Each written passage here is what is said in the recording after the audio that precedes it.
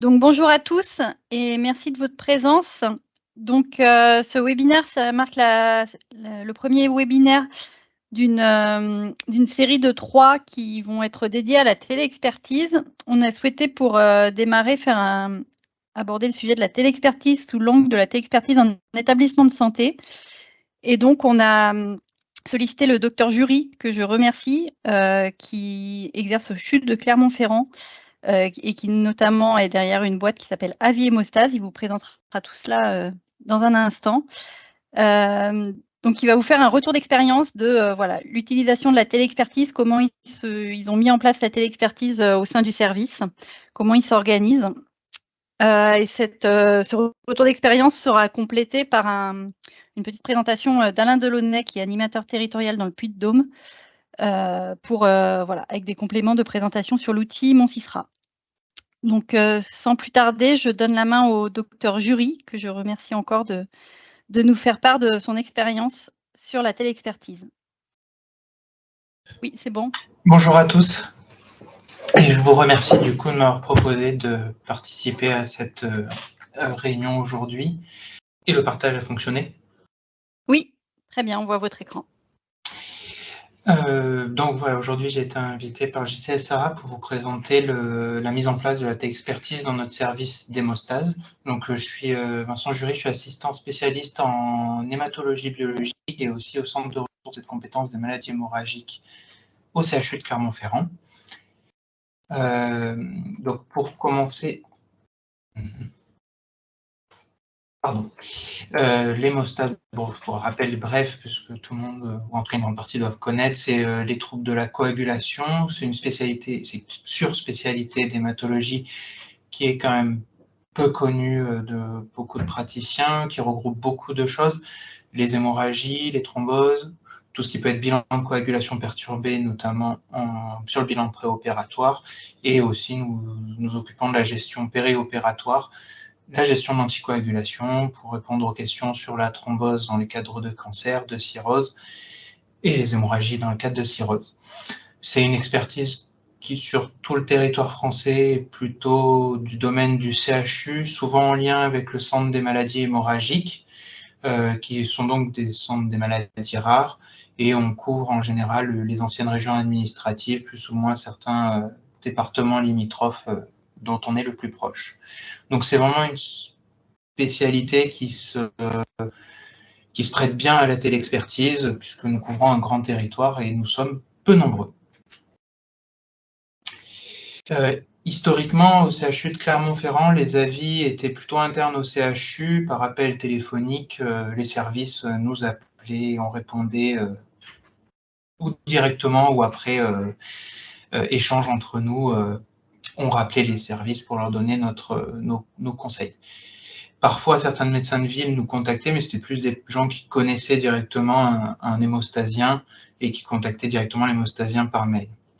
Le but de la téléexpertise, via une boîte de messagerie sécurisée comme Mon Sisra, était de pouvoir proposer un outil accessible à tout le territoire qu'on couvre, pour les avis principalement non urgents, par échange de mails, ce qui facilite pas mal les choses. Donc l'intérêt attendu, c'était le délai, puisqu'on a mis en place un système où la boîte d'avis est consultée tous les jours, ce qui permet d'éviter le délai supplémentaire en cas de praticien qui était contacté directement, qui pouvait être en congé, en arrêt, etc.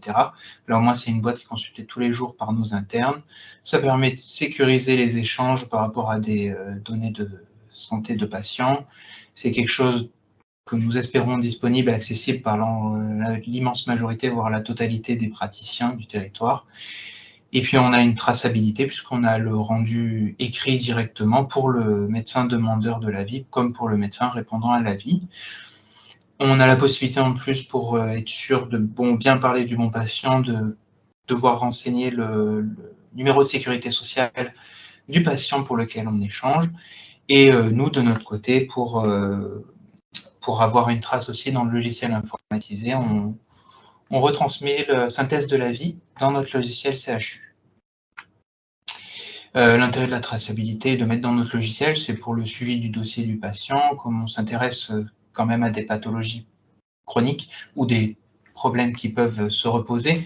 Dans un premier temps, nous, ça nous permet de préparer nos consultations quand on est amené à revoir les patients, que ce soit une première consultation pour lesquelles on a eu une demande d'avis pour savoir pour la raison pour laquelle nous voyons le patient, et pour les consultations de suivi, ça nous permet pour les patients qui ont une maladie hémorragique, par exemple, de savoir ce qui s'est passé entre 2 consultations. Sachant que l'outil proposé nous permet les messages ne sont pas supprimés, donc nous avons en permanence accès à tous les échanges qu'il y a eu à propos du patient. Et en plus, nous, pour la téléexpertise dans le centre des maladies hémorragiques, la téléexpertise est une activité nécessaire pour notre labellisation, qui rentre dans le rapport pyramide, qui est le rapport de financement des centres des maladies rares. La filière MEMO, c'est notre filière des maladies rares, des maladies hémorragiques, et dans ce contexte, depuis qu'on l'a mis en place, j'ai été amené à être en contact avec pas mal de médecins d'autres centres, notamment ceux que je vous ai cités, Bordeaux, Lille et Lyon, et bientôt je participerai à une journée de notre filière pour leur exposer à peu près la même chose qu'à vous aujourd'hui, comment on a mis en place, comment ça marche, et pour qu'éventuellement ça puisse être disponible dans d'autres centres. Donc, nous, on a décidé que ce soit une utilisation pour les avis uniquement non urgents, qui concernent l'hémostase, et comme je vous ai dit, toutes les parties de l'hémostase. Je vous ai parlé du centre des maladies hémorragiques, donc pour les maladies hémorragiques, mais aussi pour les découvertes de bilan de coag perturbé, la gestion de l'anticoagulation, les thromboses, le bilan de thrombophilie. On s'est engagé à rendre un avis en 3 jours ouvrés maximum, ce qui nous permet déjà, si les avis sont un peu plus compliqués, d'avoir une réponse collégiale, où on se concerte entre nous et de rendre avec un délai plutôt raisonnable. On maintient bien sûr le téléphone pour tous les avis urgents, comme je vous ai mis pour les urgences, les réa, les blocs opératoires, avec 2 numéros, un pour le laboratoire pour tout ce qui est tout ce qui n'est pas maladie hémorragique, et notre numéro d'astreinte du centre des maladies hémorragiques. Donc, juste une petite diapo sur les dates. On a mis en place la boîte d'avis en septembre 2022. On est une surspécialité, comme je vous disais au début, donc on a peu de demandes d'avis par rapport à d'autres services qui pourraient en avoir 10 voire 20 fois plus. J'ai fait un récapitulatif, on en a environ 25 par mois. La majorité, pour l'instant, viennent du CHU, du centre Jean Perrin, des centres hospitaliers périphériques ou des anesthésistes des cliniques, principalement de Clermont-Ferrand. Les types de demandes, principalement des bilans de coagulation perturbée en pré-op, pour savoir quelles explorations faire en plus, est-ce qu'il y a nécessité d'une consultation, est-ce qu'il y a nécessité d'un protocole. Une symptomatologie hémorragique pour un patient, une patiente qui est vue en consultation pré-anesthésique ou pas, pour savoir s'il y a nécessité de faire un bilan à la recherche d'une maladie hémorragique, et un peu moins, mais quand même, la gestion de l'anticoagulation en chirurgie, en oncologie, en service de médecine. On a mis la facturation en place depuis mars de cette année, et en gros, je vous expliquerai pourquoi on ne peut pas tout facturer. Sur 6 mois, il y a à peu près 2/3 des avis que nous avons pu facturer. Donc, comme j'ai été introduite tout à l'heure par Madame la GCS, la mise en place, c'est le professeur Le Breton qui est en contact avec les HCL qui ont déjà mis en place une boîte d'avis d'hémostase grâce à mon CISRA. Donc, il a trouvé l'idée intéressante, et donc il a contacté la direction du CHU pour savoir comment on pouvait faire de notre côté pour mettre en place ce type d'outil. La direction nous a donc donné comme contact M. Delaunay du GCS Sarah, qui est venu nous présenter l'outil et qui nous a aidé pour toutes les étapes pour la mise en place de cette boîte de messagerie.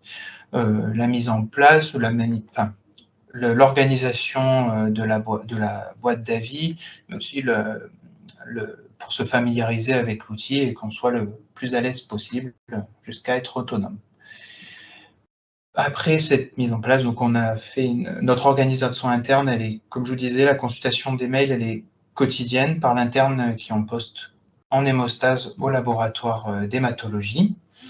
La réponse, on demande aux internes de se faire une idée, de s'approprier le dossier, de proposer une réponse, mais elle est toujours revue avec un médecin, un biologiste, référent en hémostase.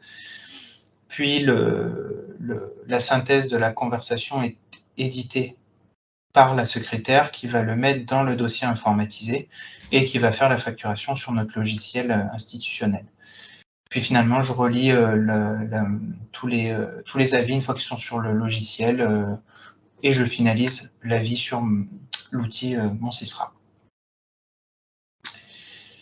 Pour la facturation, c'était une partie compliquée. On a eu beaucoup d'échanges avec la directrice de la facturation, Madame Boutonnet, au CHU, qui nous a donc conseillé sur plusieurs points, notamment la création d'un planning spécifique hors présence patient, en mettant un médecin référent, donc le professeur Le Breton ou moi-même, ce qui nous permet de générer un compte-rendu de l'échange de ce qui a été fait sur Mon Sysra, de facturer directement sur le logiciel. Et Madame Boutonnet nous a été d'une grande aide pour gérer ce logiciel, cette facturation, et puis surtout nous donner le cadre légal, puisque tous les avis ne peuvent pas être cotés et facturés. Par exemple, on ne peut pas facturer un avis qui vient du même centre de santé. Donc, pour nous, à Estin, tous les avis qui viennent d'Estin, puisque ça reste de la collaboration interne. Puis, il y a un grand cadre légal. Alors nous, ça nous s'applique un peu moins, mais par exemple, pour les maladies infectieuses, on a entendu que un avis pour un même patient par le même médecin ne peut pas être facturé en téléexpertise plus de 3 fois par an, si je me rappelle bien. Enfin, voilà, elle nous a donné tout le cadre légal par rapport à la téléexpertise et ce qui pouvait être facturé ou pas. Donc, à partir du moment où on l'a mis en place, on a eu pas mal de retours des médecins qui nous demandent conseil, avec une facilitation des demandes, puisque nous passons, il y aura pour le médecin qui demande l'avis, il y a le temps de rédaction d'un mail plutôt que d'être basculé d'un service à un autre quand on n'est pas dirigé directement au bon endroit, plus le temps de réflexion de l'interne pour qu'ils disent je ne suis pas sûr, il faudra que je demande l'avis, on vous rappelle. Enfin là, au moins, il y a juste la rédaction d'un mail, des échanges par mail et une conclusion, ce qui donc facilite aussi de notre côté. Comme je vous disais tout à l'heure, pour les avis un peu plus compliqués, un temps de réflexion collégial si nécessaire pour répondre de la manière la plus pertinente possible. Et puis nous, en fait, dans le cas du CHU, un intérêt pédagogique important, puisque les internes, comme je vous disais, proposent une réponse qui sera revue avec le senior et donc une formation sur tous les avis pouvant concerner l'hémostase.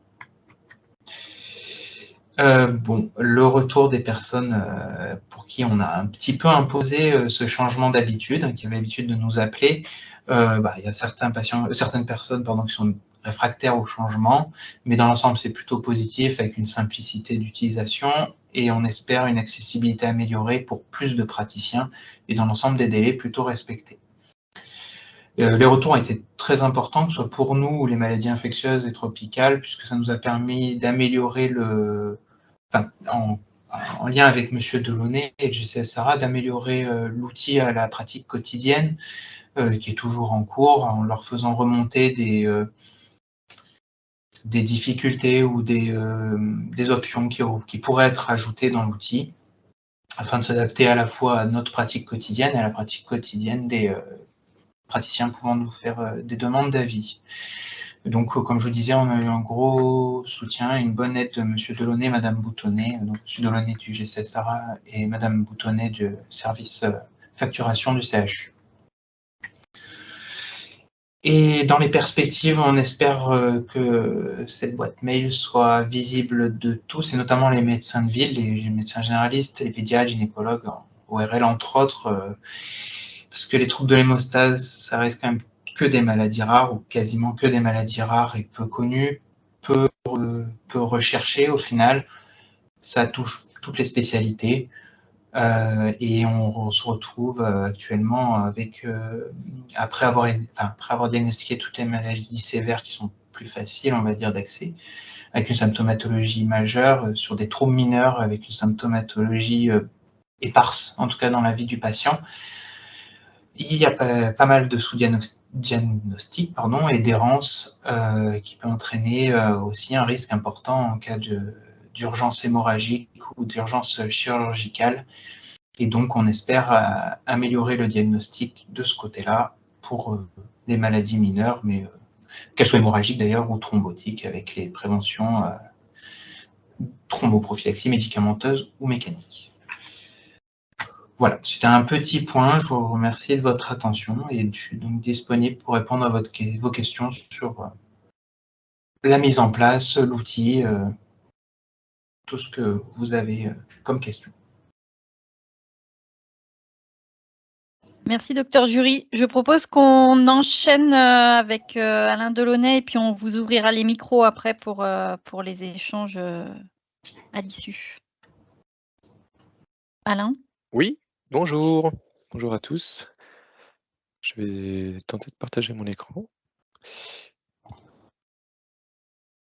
Donc moi je travaille pour GCS Sarah, j'accompagne les professionnels de santé en établissement de santé ou libéral au niveau du Puy-de-Dôme avec Lise Vernier du Cantal. Et donc là, la petite démo, c'est pour vous montrer comment du côté requérant, on peut se... Ah, vous voyez mon écran ou pas, hein? J'ai un doute là. Non, pas encore. Pas encore, hein, ouais. Okay.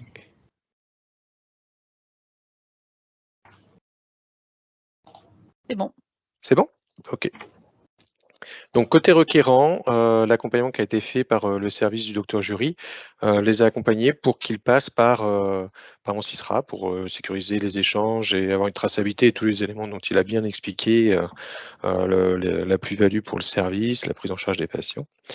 Donc à partir de mon CISRA, les professionnels cliquent comme pour démarrer une conversation. Et là, c'est une nouvelle évolution qu'on a eue récemment. On peut demander une expertise. Il y a un onglet spécialement pour l'expertise qui agit sur un filtre sur notre annuaire des destinataires qui va vraiment montrer que les téléexperts par spécialité ou par ville. Quand on a c'est ce qu'on demande aux professionnels qui vont avoir souvent des échanges avec des boîtes d'avis, de bien les configurer en favoris. Ça leur évite d'aller les rechercher dans l'annuaire des destinataires, ce qui est le cas ici. Donc l'avis hémostase se présente comme ceci. On a ce petit laïus qui est à la main du télexpert, qui peut le modifier si jamais il y a besoin de modifier un numéro de téléphone, qui explique le territoire et l'expertise médicale qui est proposée par le service. On demande une expertise en cliquant sur l'onglet « Demander une expertise ». Bon, là, vous avez tous les comptes sur lesquels je suis rattaché. En quel cas, c'est si le patient, si le professionnel est seul, il n'y a même pas cet écran-là. Hein, ce sera son nom seul. La recherche du patient, donc ça, c'était un point très important pour savoir de qui on parle, de quel patient on parle. Bien souvent, les requis ont des problèmes d'identité-vigilance. Donc là, l'identité-vigilance est renforcée puisqu'on va rechercher dans une base patient régionale par le nom de naissance, le prénom, la date de naissance et le lieu de naissance. Donc là, je prends un patient test, donc on recherche le patient dans la barre de recherche. Ici, c'est un écran aussi qui a été récemment évolué pour pouvoir recueillir le numéro de sécurité sociale du patient. Comme on est sur un patient test, je vais juste présenter un patient fictif et le numéro de facturation donc, du requérant. Le numéro de facturation du requérant, on a une explication à quoi correspond ce numéro selon qu'on soit en profession libérale ou dans un établissement de santé. Si on a on a une page dédiée sur notre site internet, le lien est ici pour le requérant pour savoir quel numéro il doit aller chercher. Je valide.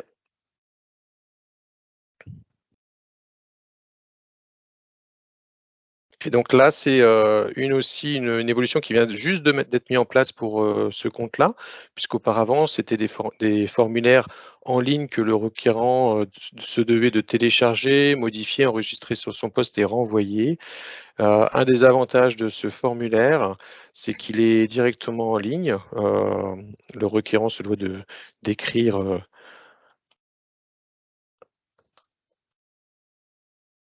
Alors j'avais vu avec Dr Jury qu'on allait faire une manip aujourd'hui, donc il ne va pas être surpris d'avoir un test sur son compte de télexpertise. Mais sur le côté à droite, vous avez ce que l'expert attend dans chaque case. Donc ça, c'est assez intéressant aussi. La question pour l'expert.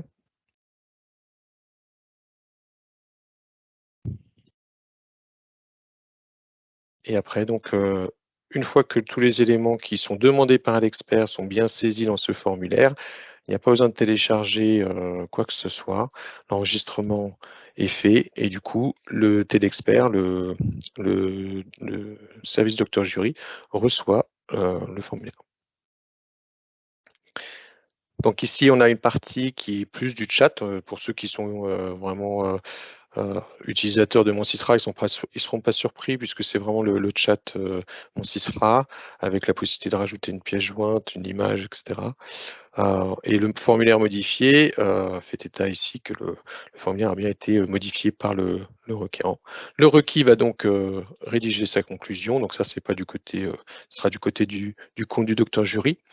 Et à l'issue de cette télexpertise, du côté du télexpert, il y a un bouton pour finaliser la télexpertise, ce qui correspond à ce fichier PDF dont parlait Dr Jury, qui reprend les éléments de ce formulaire, qui le compile sous un fichier vraiment type, et celui-ci peut être facilement réintégrable dans le dossier patient, et ça fait une traçabilité de la télexpertise qui est vraiment un des prérequis pour la facturation tout simplement, de même que ce soit sur une messagerie sécurisée de santé. Voilà, donc l'avantage, c'est que, encore une fois, l'identité-vigilance est bien plus importante, que les formulaires en ligne permettent vraiment d'éviter les écueils, d'avoir un formulaire qui n'est pas rempli, pas téléchargé, et la question quand même envoyée, c'est ce qu'on avait discuté avec le docteur Jury. Finalement, les formulaires qu'il avait mis en ligne, il y avait peu de requérants qui prenaient le temps de vraiment les renseigner, les renvoyer. Là, je pense que la mise en place de ce formulaire en ligne va permettre de faciliter les demandes du côté requérant et du côté requis également. Voilà pour la petite démo. Merci beaucoup. Du coup, je vous propose qu'on ouvre un temps d'échange questions-réponses. Donc, on va activer vos micros. Je vous propose de lever la main néanmoins avant de prendre la parole parce qu'on est quand même assez nombreux. Et donc, il y a une première question dans le chat pour vous, le docteur Jury. La synthèse de conversation que vous intégrez dans votre dossier patient informatisé fait-elle office de compte-rendu de téléexpertise ou rédigez-vous un autre document? Non, on reprend le fichier PDF. Alors, on a vu avec nos secrétaires pour enlever tout, parce que le fichier PDF va reprendre tout un tas d'informations, quelle demande, quel jour, à quelle heure. Donc, on garde les informations les plus importantes pour pas faire trop charger, mais c'est vraiment cette synthèse que nous mettons quasi intégralement, du coup, dans le compte-rendu. Du coup, ça fait une forme d'échange, mais du coup, il y a bien la conclusion à la fin de ce document, avec la question posée au début et la réponse à la fin. Ce qui simplifie les choses pour les secrétaires notamment. Question ou réaction, hein, s'il y a d'autres personnes qui ont déjà commencé à mettre en place la téléexpertise qui veulent réagir, n'hésitez pas également. Non, tout était clair. Ou personne n'ose prendre la parole. Alors, qui envoie le compte-rendu de téléexpertise aux patients? Et même personne, on n'envoie pas de compte-rendu de téléexpertise aux patients. C'est une bonne question qu'elle ne s'est pas posée pour savoir si c'était utile ou pas. Donc je ne sais pas. Enfin, pour l'instant, personne. Mais on va peut-être réfléchir justement qu'il y ait une compte-rendu envoyé aux patients. Du coup, la question corollaire, c'est pas de versement dans le DMP. Je ne pense pas. Je ne pense pas. Ça, je vous avoue, je suis pas assez pointu là-dessus pour la suite, mais ça ne me dit rien du tout.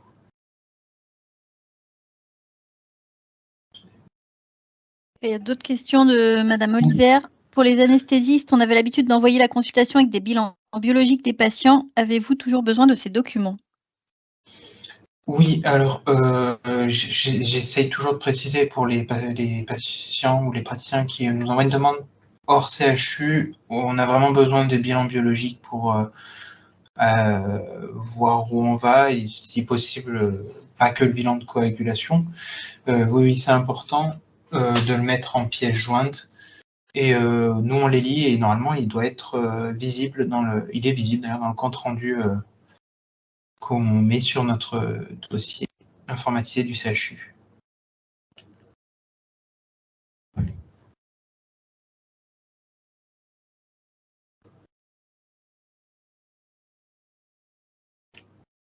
Pardon, mon micro était coupé. C'est d'ailleurs, oui, c'est un des prérequis qui est noté justement dans les prérequis ici, la bilan biologique récent pour hors CHU.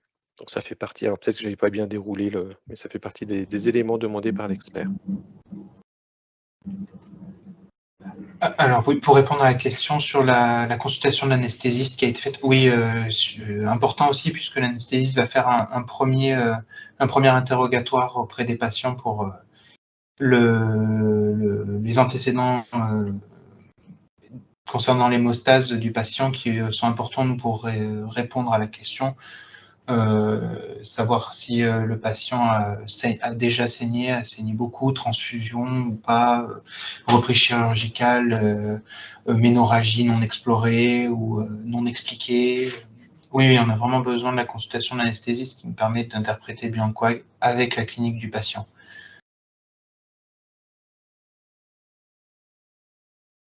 Et son histoire.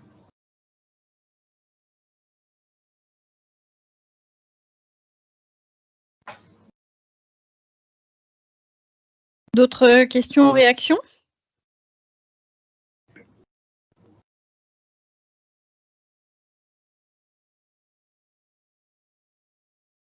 Bon, bah, écoutez, s'il n'y a pas d'autres questions, je vous propose de conclure. Un grand merci, docteur Jury, pour votre retour d'expérience. C'était vraiment très intéressant et très clair.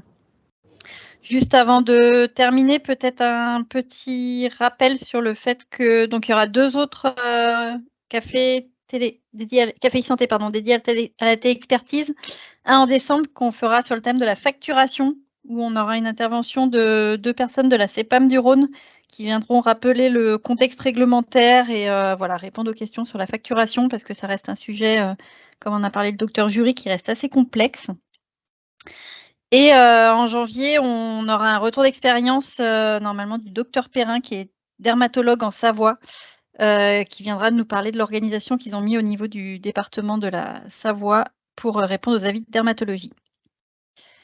Voilà, bah, écoutez, je vous remercie à tous pour votre présence et on reste à votre disposition s'il y a des questions qui reviennent ultérieurement. Bonne fin de journée. Au revoir. Merci, au revoir. Merci à tous. Bonne journée.